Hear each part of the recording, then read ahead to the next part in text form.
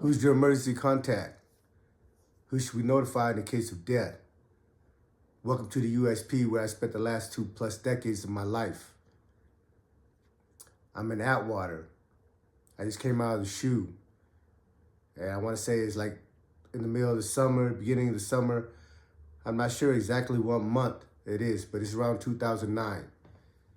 The homies out here from Utah, the TCG from Glendale, they all got RICO.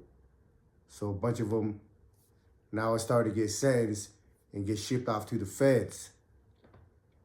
One of their homies, Lil Cuzlo, his real name is Felikisi Hafoka. I think if I butcher his name, please forgive me. But he was sent to Lee County. He's over there with my homeboy Tech 9, Ikale Vanuku. Every couple of weeks, they bring a bus to every penitentiary, pick up, drop off. When you're getting transferred, you go, the bus comes, pick your ass up, pick you up. But when they're picking you up, they're dropping inmates at your facilities too. So the bus comes down to Atwater, and these people come out of the SHU, however long they have to stay in the SHU before they hit the yard, because it varies depending on the inmates. Some inmates get stuck in the SHU for a little bit. Other inmates get to come right on the compound, depending on, how SIS feels about them. Well, the first bus come at this time, and I'm on the yard. I'm on a softball field. And a black guy, I forget his name. I don't even remember his name. It wasn't conscious that I should even remember his name. But the black guy that comes out the bus, he's asking around for me, for my name. He's asking people, hey, who's Mesa? Who's Mesa? Who's Mesa? So so he meets one of the homies, and they point him out. They point me out to him. So he comes over and says, hey, you Mesa? I said, yeah, what's up? He said, man, I'm so-and-so. I just came from Lee County. I said, yeah. He said, man, I got a kite for you. A kite is a note, a letter. It's written and it's packaged up. When you're trying to communicate from prison to prison, sometimes you might have to keister it. If nobody knows what that is, that's, hooping up in your back suitcase. So he hands me a kite. And the kite is from Ikale Vanuku. But, also in the kite, you can't say everything you want to say. Everything is coded and, kind of just not real specific, just in case your kite gets knocked. Just in case the COs find the kite, when they read it, they might not be able to make sense of what's going on. So I read the kite. And it's coming from my Ikale Vanuku out from Lee County. And the kite tells me, hey, Mason, man, kick back. It's not what it seems. I know you might have heard some. The homie out here, he ran Crip and got killed. TCG is Tongan Crip. Some of them, when they get to the feds, they get on Crip time, and others get on Asian Islander time. Like I said, 80 homies that come to my yard where I'm at, they get to declare themselves who they want to be, who they want to ride with, what car they want to get in. And if they want to be a Crip, they be a Crip. There's no love lost because they Crips on the street. But if they want to function with the Asian Islanders, then they function with the Asian Islanders. My only thing is that once you make your bed, that's where you got to be for the rest of your bid. You can't come over here, run Crip here, and then run Asian Islander here, or run this other car over here. When people find out that you do and switching and swapping, they're going to feel some type of way. And there's plenty of people that get butchered for going to a compound and jumping in another car and going to another compound and riding in another car. But anyway, the homie Lil Cuzlo, he ran Crip in Lee County. But the kite says tell me that he ran Crip, but now he's dead. So, you know, me understanding, like I always try to emphasize, like, you know, these California Crips being in, you know, being in the penitentiary for as long as I have at this time, understand like a lot of these dudes from California don't recognize other dudes from other places that's trying to claim Crip.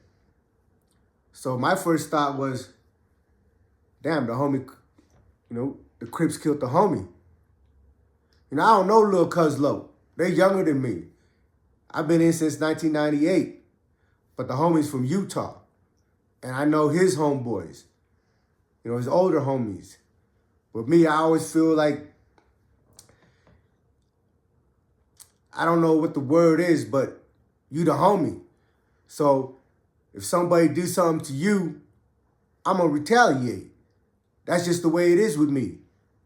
I'm letting you know you can't put your hands on one of my homies and not suffer the repercussions behind it. Like, we're not a gang, but that's just how I function. You know, so I get a kite that said Cuz Lo ran Crip, but he got killed. So I'm plotting. I'm like, damn, man, this homie murked my homeboy. Even though I don't know him, he's the homie. He's from out here. I know his people. So for the next month, so the next time the bus come, I get another kite. They tell me, hey, Mason, man, it's not what you think. Just hold back. I'm going to get word to you. Just hold back.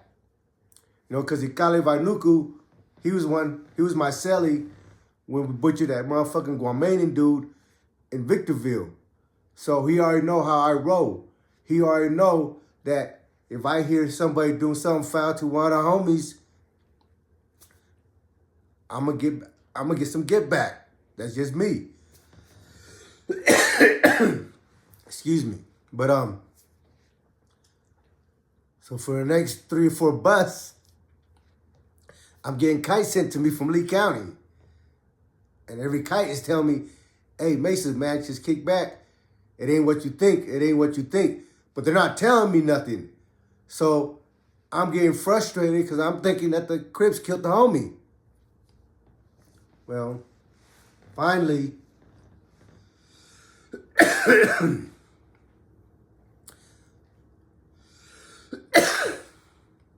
somebody comes from Lee County that was in the shoe with all the Crip dudes. And they sought me out and said, hey, man, you Mesa? I said, yeah, what's up? He said, hey, man, I need to sit down and tell you something. It was about your homeboy, Lil Cuz Lo in Lee County. He was like, hey, he kindly wanted me to emphasize that it's not what you think. You know. So the story goes,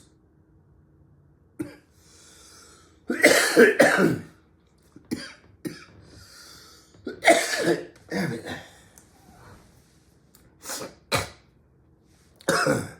Sorry. Still trying to get over this freaking cough. But the story goes, Lil Cuz Lo hit the compound in Lee County. And he ran Crip. He was there a few days. Maybe a couple months.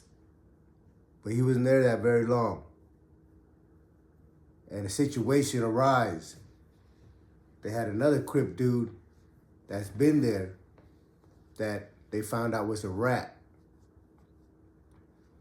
So the Crips put a hit on him.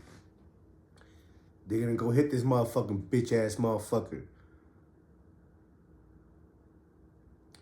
But Lil Cuz Lo, being young and active, he wanted to go on a mission with them. But they told him, hey, fall back, man. You just got here, just kick back. We already got people on the front line. They're going to go handle the business. But Lil Cuz Lo insisted. He wanted to be a part of it. He wanted to show them that he was down, that he wanted to put in some work. So Lil Cuzlo and 3 other Crips went and ran up in this dude's cell, this piece of shit rat. And they ran up there and stabbed him up. They're in the cell. There's 4 of them.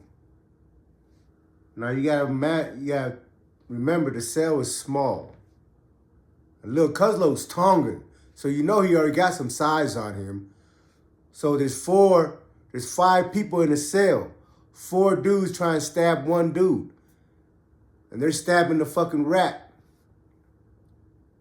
They get done or whatever, they leave. Well, they all get back to their cell. Lil Cuzlo gets back to the cell. He don't know nothing. I mean, everything is cool. He went in, put in some work. He went to sleep. And he never woke up.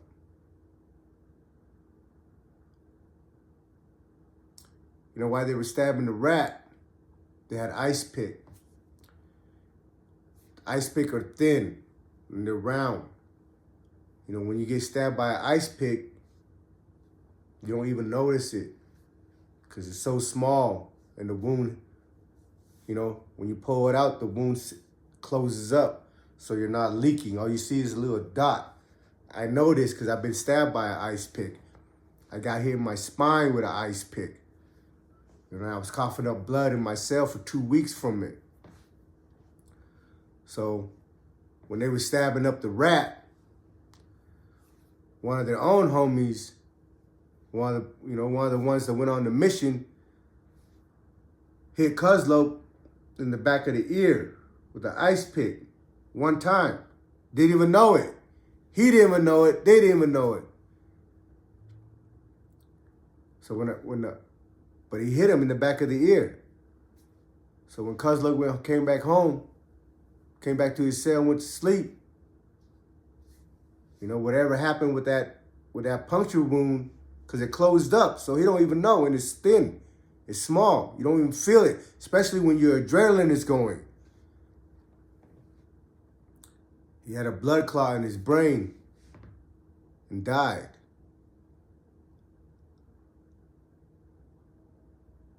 I don't know how much time he got or he was sentenced to. Like if he lived, he'd be home right now because all his co-defendants that had 37 years, 50 years, you know, they all got their case overturned and they're all home right now. He was on the compound a couple months. That's why I try to emphasize to you guys throughout these programs, these videos, that it doesn't matter how much time they give you. Once you get behind that wall, there's no guarantee you coming home. And that's why I feel so adamant about these busters.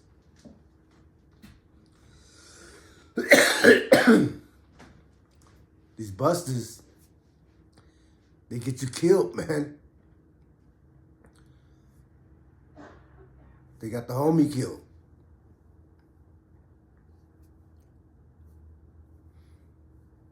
You know, to his family, if they viewing this, to his homeboys out in Glendale,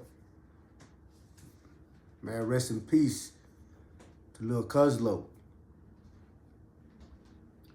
He was trying to do the right thing. He was living the code. And the buster was there and he wanted to go punish that buster. But doing it cost him his life. Welcome to the USP.